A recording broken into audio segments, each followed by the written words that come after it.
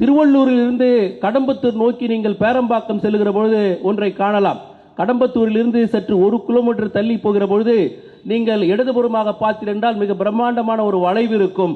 அந்த வளைவிலே வைஷாலி நகர் என்று போட்டிருக்கும். அன்பிற்கினிய சகோதரர்களே, சற்றேறக்குறைய 17 ஏக்கர் நிலத்தை அண்ணன் அவர்கள் பார்க்கிறார்கள். கடம்பத்தூரில் மிக சமூக பற்றுள்ள அற்புதமான தாழ்த்தப்பட்ட மக்கள், பெருமளவு இருக்கிற மக்கள் வீடு கட்டுவதற்கான இடங்கள் கூட இல்லாமல் தவித்துக் கொண்டிருக்கிறார்கள் என்பதை உணர்கிறார். அந்த 17 ஏக்கர் ஏரி புறம்போக்கு நிலத்தை அண்ணன் அவர்கள் இந்த மக்களுக்காக ஆக்கிரமித்து வீடு கட்டுவதற்காக ஏற்பாடு செய்கிறார்.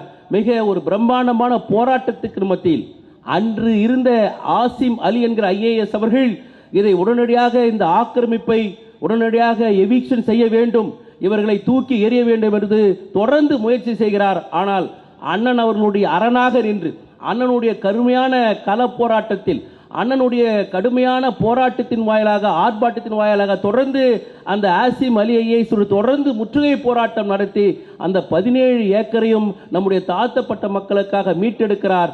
அண்ணன் அவர்கள் அந்த நகருக்கு பெயர் சூட்டுகிறார். அதுதான் புத்தருடைய அற்புதமான பெயரான வைஷாலி நகர் என்று அதை பெயரிட்டிருக்கிறார்.